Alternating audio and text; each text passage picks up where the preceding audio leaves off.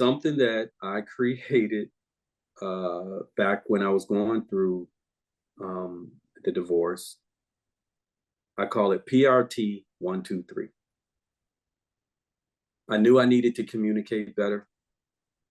And I figured I had worked in the corporate world for so many years. I had designed and developed training curriculums and taught them and had mad success. So it was like, okay, you're a smart guy. Create something for yourself. And so I created this PRT 123 theory. The P stands for when you are triggered, because that's when it happens, when you're triggered, right? When you're triggered by someone or a situation, the P stands for pause. The R stands to respond, but you got to do it with grace and gander. And the T stands for take accountability for whatever it is. So if you responded negatively, bad, or sarcastic, or whatever the case may be, then you need to hold yourself accountable for that.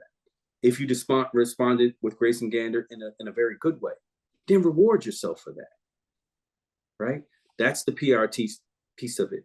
The 1, 2, 3 is how we communicate during that grace and gander, okay? The 1 stands for what we communicate.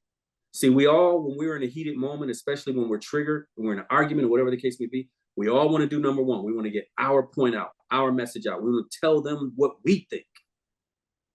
What we must practice more than anything is step 2. And that is how we go about doing it. The how is more important than the what. And then the third step is, did they take the information? So it's number 1, what we communicate. 2, how we communicate it.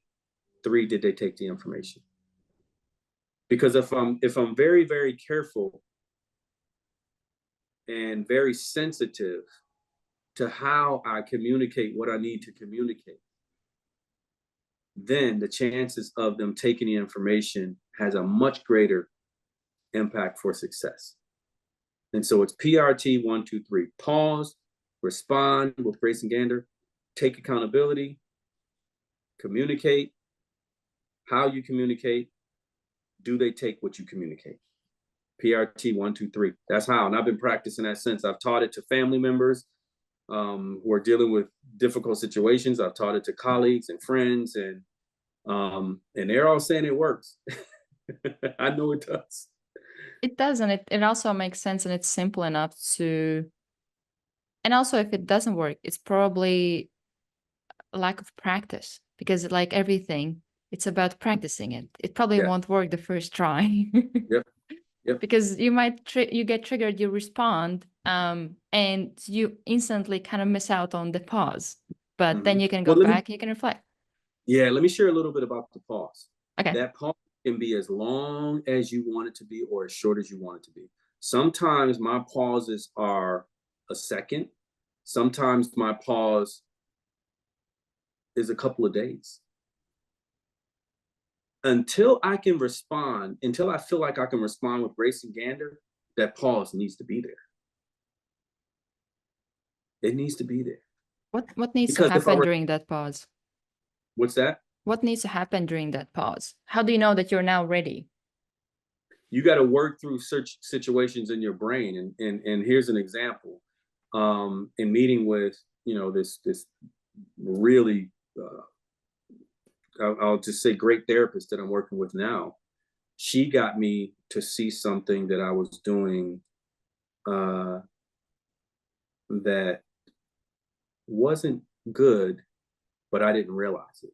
And that is, I sometimes would get affected by something my wife would do because of my triggers, but that's not what my wife meant. And so the behavior of my wife at times would trigger me, but I would it's because of that trigger that I would take it totally different. And it wasn't what she meant, right? And so because of that, I have to recognize now, okay, now it teaches me, okay, well, you got to pause. Because if in some of those instances, I pause long enough, and then I realize, wow, that's not even what she meant. Gosh, I feel dumb inside. I feel stupid for being even upset about that. Now I can go back and respond with grace and gander. Like, I'll give you an example. Sometimes, my wife being, my business partner as well. And she coaches me in a lot of areas. We coach each other in a lot of areas. And sometimes when she's communicating to me, because of my trigger, I take it as rejection.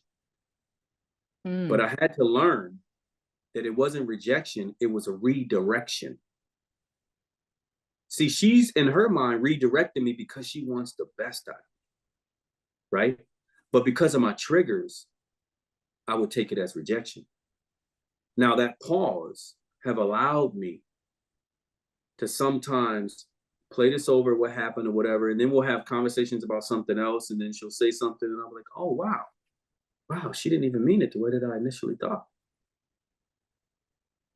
And when I discovered that, that difference between rejection and redirection, I actually went to her in an emotional state and I apologized.